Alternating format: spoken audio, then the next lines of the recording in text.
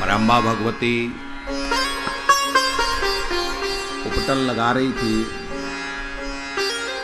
जो बेसन बचा,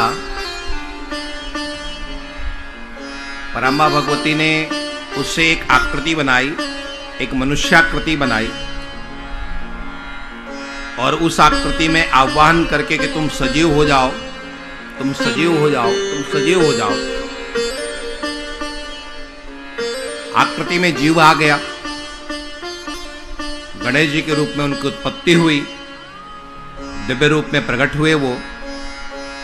मां ने गले से लगा लिया, मां मैं कौन हूं? तुम मेरे बेटे हो और मैं तुम्हें गणाध्यक्ष का पद देती हूं, गण के अध्यक्ष रहोगे तुम। मां मेरे लिए क्या आज्ञा है? मां ने कहा ये छड़ी पकड़ो, मेरे दरवाजे पर खड़े हो जाओ और बिना मेरी आज्ञा के किसी को भी अंदर नहीं आने देना। गणपति ने मां को वचन दिया, मां मेरे जीते जीते कोई अंदर नहीं आ पाएगा। जब तक मेरा शरीर है, जब तक मेरे शरीर में प्राण है, मैं हूं, तब तक कोई अंदर नहीं आ सकता। भगवान शंकर आए और यहां शिव पुराण कहता है नाना लीला विशारदः। भगवान शंकर की ये लीला है, क्योंकि भगवान शंकर तो सब जानने वाले हैं, सब समझने वाले हैं। भगवान शंकर आए, अंदर जाना चाहते हैं। गणेश जी ने रोक दिया कि नहीं, आप अंदर नहीं जा सकते हो। क्यों नहीं जा सकते हो? मेरी मां ने आपको मना किया, मैं मां का बेटा हूं, इसलिए मां ने मना किया हुआ है। भगवान शंकर ने कहा तुम्हारी मां मेरी पत्नी, मुझे पता नहीं कि उनका बेटा है और तू बेटा भी हो गया। मैं तुम्हारा बाप हुआ इस हिसाब से, तो मुझे पता नहीं और तुम बेटे हो गए। जिसको तुम मां कह रहा है मैं उनका पति हूं, मुझे अंदर जाने दो।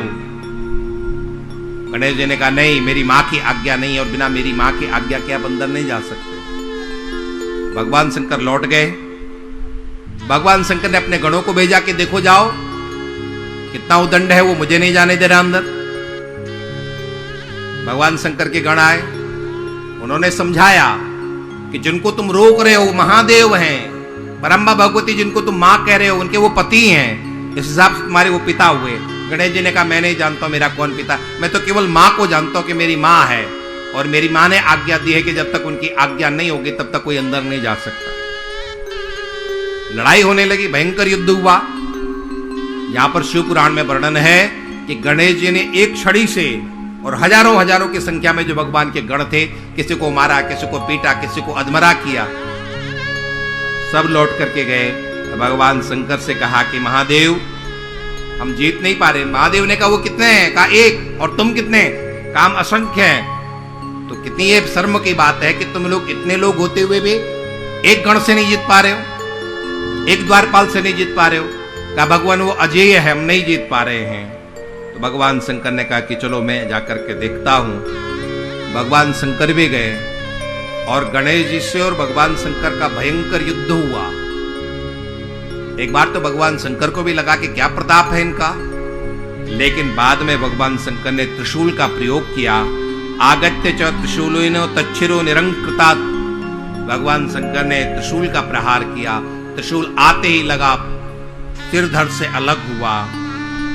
भगवान शंकर तो चले गए क्रोध में भर करके कि मेरा कैसा बेटा जो मेरे साथ युद्ध करने के लिए थे। भगवान शंकर मार करके तो वापस चले गए। मां को अंदर नहीं पता कि बाहर क्या हो रहा है। नारद जी ने जाकर के मां को सूचना दी और यहां पर ब्रह्मा कहते हैं नारद जानते हो तुम कैसे हो? नारद तुम कलि प्रिय, तुम्हें कलह बहुत प्रिय है। जहां शांति हो वहां भी तुम कलह करा दो। यहां तो कलह हो ही रहा था, तुमने सोचा और हो जाए, और तुमने जाकर के भवानी को सूचना दी कि तुम्हारे जो अभी अभी पुत्र तुमने पैदा किया है, पुत्र जो तुमने बनाया है, जिसको पुत्र माना है, उसका वध भगवान शिव ने कर दिया है। सुनते ही जो परम कोमल मां थी सिंगनी बन गई। मां के दो रूप होते हैं। मां वैसे तो परम कोमल है, करुणा करने वाली है, परम दयालु मां होती है, लेकिन कब तक? जब तक पुत्रों पर कोई संकट न आए। और जो ही मां देखती कि मेरे पुत्रों पर संकट है, वो बहुत दयालु, बहुत कोमल मां सिंगनी बन जाती। गाय को आप देखो, गाय बहुत अपने पुत्र को प्रेम करने वाली होती है, बहुत ही सीधी सादी गाय भी क्यों ना हो, लेकिन यदि गाय को पता चल गया कि मेरे पुत्र पर संकट आ गया, तो फिर गाय गाय नहीं रहती, वो गाय सिंघनी बन जाती है। मां ने देखा कि मेरे पुत्र पर संकट, मेरे पुत्र का वध कर दिया, मेरे पति ने मेरे पुत्र का वध किया है। क्रोध में भर करके मां ने वहां पर साक्षात काली रूप प्रकट किया और लाखों लाखों कालियों को वहां पर प्रकट किया, और मां ने आज्ञा दी। यहां पर मां की आज्ञा शिव पुराण में है, हे शक्तयो धनादेव्यो युष्माभिर मन निदेशतः प्रदेशात कर्तव्यो नात्र कार्यम विचारणा। जाओ, मेरी आज्ञा है कि तुम चारों तरफ प्रलय मचा दो, न किसी ऋषि को छोड़ना, न किसी को देव को छोड़ना, किसी दानव को छोड़ना, न किसी मानव को छोड़ना। जो भी सामने आता जाए उन सबको समाप्त करते चले जाना। वो लाखों लाखों की संख्या में वो देवियां निकली हैं, जो भी सामने आता जाता सबको समाप्त करते चले जाते। जैसे टिड्डियों का दल निकलता है ना, अभी कुछ वर्ष पूर्व टिड्डियों का दल निकला था, लाखों की लाखों संख्या में टिड्डे, और जहां भी जाएं खेत को साफ करते चले जाएं। यही हाल उस समय भी हुआ, लाखों की लाखों संख्या में देवियां उन टिड्डों की तरह, टिड्डी दल की तरह जहां भी जो मिलता है समाप्त करती चली जा रही है। हाहाकार मच गया चारों तरफ। देवता भगवान शंकर की शरण में गए, महादेव असमय में ही ये महाप्रलय हो रहा है, वो महादेवियां लाखों की संख्या में है, किसी को भी नहीं छोड़ेंगे, कोई बचेगा नहीं, सब कुछ समाप्त हो जाएगा। क्या कुछ कृपा करें। भगवान शंकर ने कहा अब क्या होगा। सबसे पहले भवानी को शांत करो, जाकर के भवानी से प्रार्थना करो और उनसे कहो कि हम उनके पुत्र को जीवित करते हैं। सभी देवता पराम्बा भगवती के पास गए हैं और मां से प्रार्थना की है, जगदम्बे नमस्तुभ्यम, शिवाई च नमस्तुते, चंडिकाई नमस्तुभ्यम, कल्याणी च नमस्तुते। हे मां आपको प्रणाम है, हे चंडिका आपको प्रणाम है, हे महाकाली आपको प्रणाम है। आप हमारी मां है, और आप यदि हमारे विरुद्ध हो जाएंगे तो हमारा क्या होगा मां। या देवी सर्वभूतेषु मातृ रूपेण संस्थिता, नमस्तस्यै नमस्तस्यै नमस्तस्यै। मां आप दयालु हैं, आप करुणा करने वाली है सब पर। या देवी सर्वभूतेषु दया रूपेण संस्थिता, नमस्तस्यै नमस्तस्यै नमस्तस्यै। मां हमारा क्या होगा यदि आप इस तरह से क्रोध दिखाएंगी।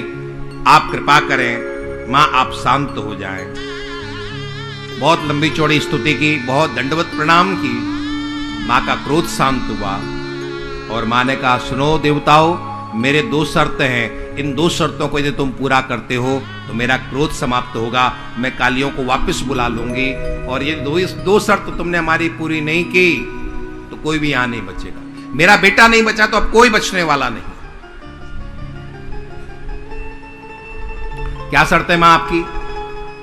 मेरी पहली शर्त है कि मेरा पुत्र जीवित होना चाहिए, और दूसरी शर्त है कि तुम सबों में वो प्रथम पूज्य होगा, तुम सब मिलकर के उसकी पूजा करोगे।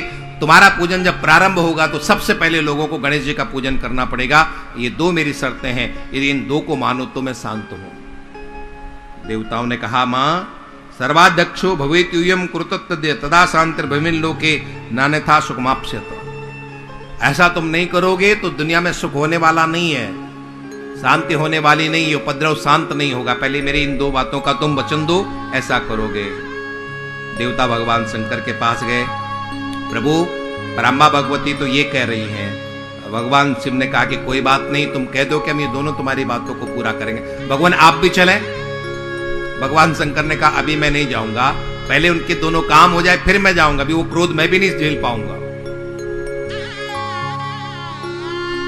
देवता लोग गए हैं उत्तर की दिशा में, और उत्तर की दिशा में एक सफेद हाथी का बालक, छोटा सा हाथी, उसके सिर को काटा है। जिस हाथी का एक दांत है, एक दंत है वो, और उस दांत को उस सिर को ला करके ब्रह्मा ने गणेश जी के सिर पर लगाया। हाथी का वो सिर है, हाथ जोड़ करके सभी देवता वहां पर खड़े हो गए। गणेश जी महाराज उठ करके बैठे, मां पार्वती ने भी गले से लगाया, भोले बाबा ने भी आशीर्वाद दिया, और सभी देवताओं ने कहा, ब्रह्मा सहित समस्त देवताओं ने कहा कि भगवान आज से हमारे आप गणाध्यक्ष हैं, हमारी पूजा होने के पहले सबसे पहले किसकी पूजा होगी, आपकी। बोले गणेश जी महाराज।